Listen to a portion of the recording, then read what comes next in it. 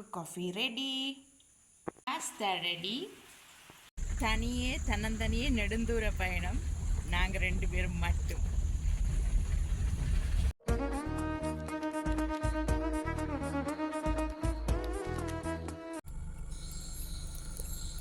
அஞ்சரை மணித்தியாலம் 277 கிலோமீட்டர் தனியாக போக போகிறோம்.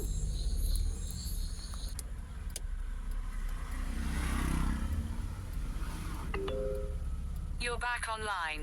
You are on the fastest route. You should reach your destination by 3:06 p.m. Continue for 1.5 kilometers.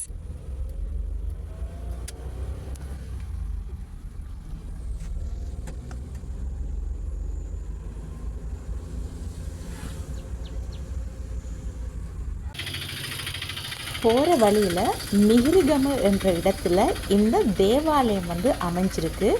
நிறைய சக்தி வாய்ந்த தேவாலயம் அப்படின்னு சொல்லி கேள்விப்பட்டிருக்கேன். இங்கே ஒரு குட்டி பிள்ளையாரும் இருக்கார். ஸோ பிள்ளையாருக்கு ஒரு சல்யூட்டை போட்டு 10 ரூபாய் காசை போட்டு, பிள்ளையாரப்பா எங்களை கவனமாக வீட்டை கொண்டே சேர்த்துரு அப்படின்னு சொல்லி கும்பிட்டுட்டு வெளிக்கிட்டோம். இது மிகிரிகம ஹைவே. ஹைவேயில் ஸ்டார்ட் ஆனதும் மேடம் மேஷ்மெலோ, அதுக்கப்புறம் சாக்லேட் அப்படின்னு சொல்லி வீட்டிலேருந்து கொண்டு போன திங்ஸ் எல்லாம் சாப்பிட ஆரம்பிச்சிட்டாங்க.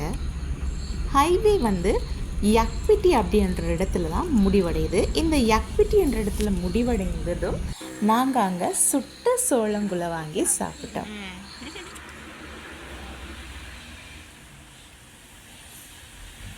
சுட்ட சோளம்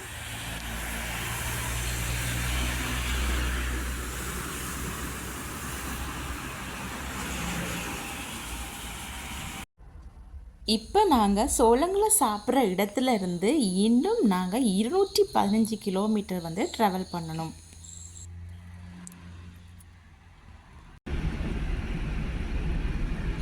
மத்தியானம் 12 மணி வெயில்லையும் இந்த இடம் பின்னேரம் 6 மணி மாதிரி தான் இருக்கும்.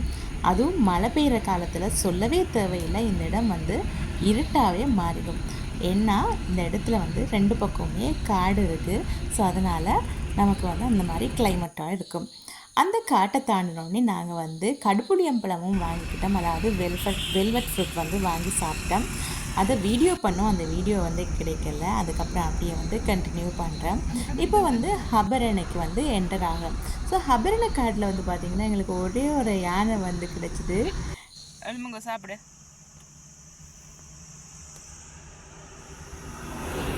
ஹபரணை காடு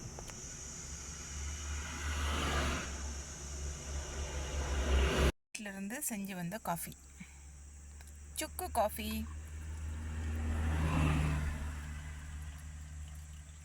ஆவி பறக்க பறக்க சுக்கு காஃபி வித் பாஸ்தா. சியர்ஸ். இன்னும் 151 கிலோமீட்டர் ஓடும்.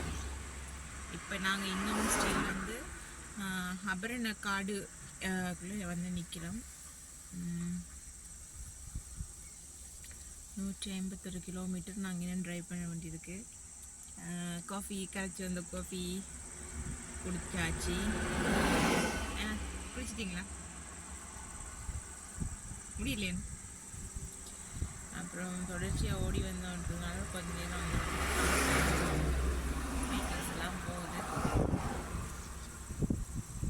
ஸோ அவங்களுடைய வாகனம்லாம் கொஞ்சம் பெரிய வாகனம், புது வாகனன்றதுனால தொடர்ச்சியாக அவங்க ட்ரைவ் பண்ணுறாங்க. நம்மளுடைய பழசுன்றதுனால நாங்கள் கொஞ்சம் வெயிட் பண்ணி இருக்கோம் இல்லையா? எங்களுக்கு தேவையான எல்லா திங்ஸுமே எடுத்து வச்சுருக்கோம் பாருங்கள் ஃப்ரெண்ட்ஸ். என்ன பிலோ, பிஸ்கட்லேருந்து பின்னால் மரவெல்லாம் கொண்டு போகிறோம். திரும்ப நாங்கள் ஸ்டார்ட் பண்ணிட்டோம் எங்களுடைய பயணத்தை. கொஞ்சம் நேரம் இளைப்பாரி கொண்டிருந்தோம்.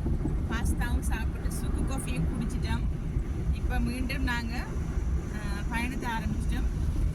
4:21 போய் சேருவோம் அப்படின்னு சொல்லி நமக்கு கூகுள் அக்கா சொல்கிறா.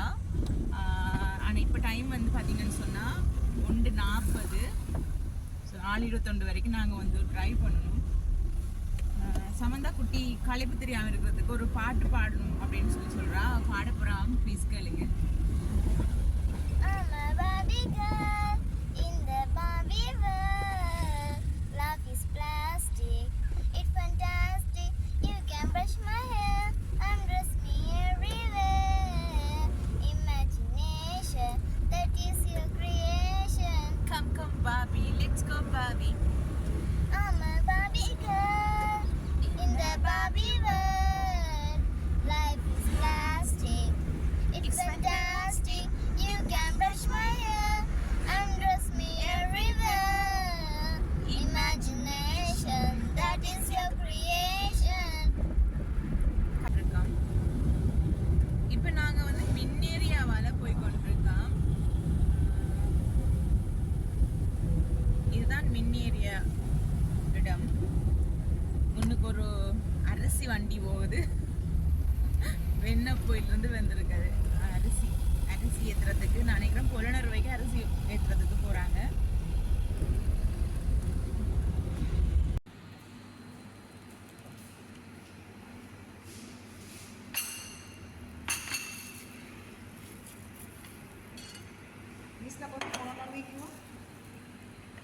කොහරි බලන්න කැම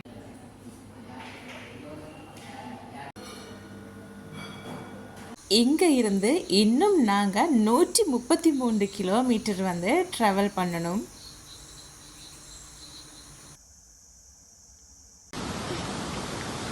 எப்பவுமே நீர் வத்தாத மாதிரி அந்த காலத்து மன்னர்களால் கட்டி அமைக்கப்பட்ட இந்த மின்னேறிய குளத்தை பாருங்க. எவ்வளோ அழகாக தண்ணி வந்துட்டுருக்குல்ல. எப்போவுமே இந்த இடத்துல வந்து தண்ணி வத்தாது. மின்னேறிய குளத்தையும் போய் ஒரு விசிட் பண்ணிட்டு மீண்டும் எங்களுடைய பயணத்தை இனிதே ஆரம்பித்தோம்.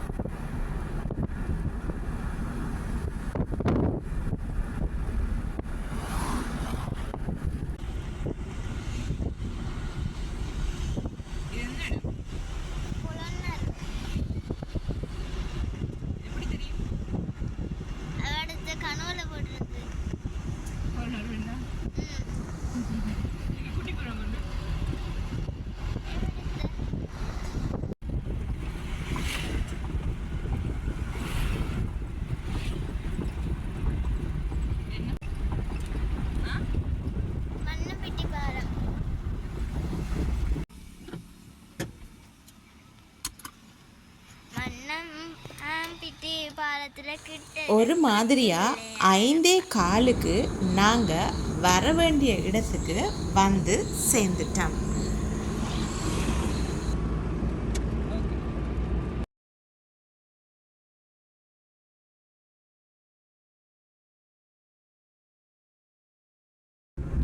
அடுத்த நாள் அழகாக வெளிக்கிட்டுட்டு எங்கே போகிறோம் அப்படின்னு நினைக்கிறீங்களா? அழகா அப்படின்னு சொல்லி ஒரு அடைமொழிக்காக சொன்னேன். அதெல்லாம் பெருசாக எடுத்து கமெண்ட் பண்ணாதீங்க. இப்போ நாங்கள் வந்து ஊர்கோயில், எங்களுடைய அம்மாவினுடைய ஊரான மண்டூர் கோவில் தீர்த்த உற்சவத்துக்கு தான் வந்து போய்கிட்டு இருக்கோம். இலங்கையில் இருக்கிற, ஏன் வெளிநாட்டில் இருக்கிற என்ன பொருள் வேணும்னாலும் நீங்கள் மட்டக்களப்பில் இருக்கிற இந்த ஊருக்கு வந்தீங்கன்னு சொன்னால் எடுக்கலாம் அப்படின்னு சொல்லுவாங்க. அதுதான் இந்த ஊர். இந்த ஊருடைய பேர் வந்து காத்தாங்குடி. இதுதான் சின்ன துபாய் காத்தாங்குடி.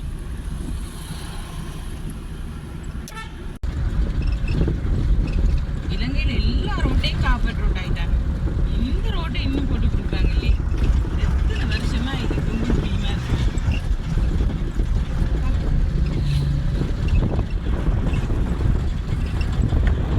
களுவாஞ்சிக்குடியிலேருந்து வெள்ளாவளிக்கு போகிற துண்டில் இந்த ரோட் வந்து இன்னுமே செய்யாமலுக்கு இருக்குது. யாராவது சம்மந்தப்பட்டவங்க இந்த ரோட்டை குயிக்காக செஞ்சு கொடுங்க. வேண்டிய நரசிங்க ரூபம் கொண்டோ வினை செய்த இரணியனை கொன்று வெற்றி நீண்டன நாட்டுயரமுத்த இமையோர் தம்மை நிலங்காற்று அரு கொடுத்தார் உனது மாமன்.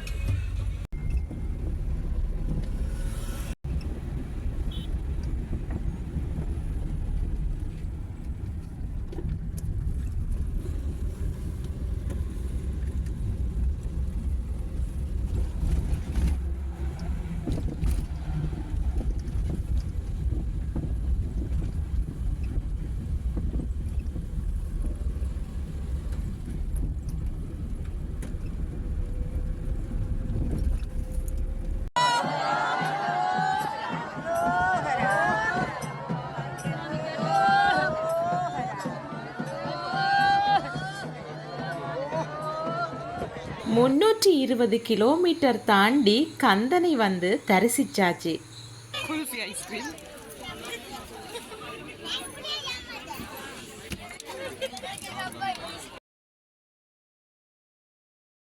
கந்தனை பார்த்த சந்தோஷத்தோடு அடுத்த நாள் மீண்டும் 280 கிலோமீட்டர் பயணம் செஞ்சு நாங்கள் இருக்கிற இடத்த போய் சேர்ந்துட்டோம்.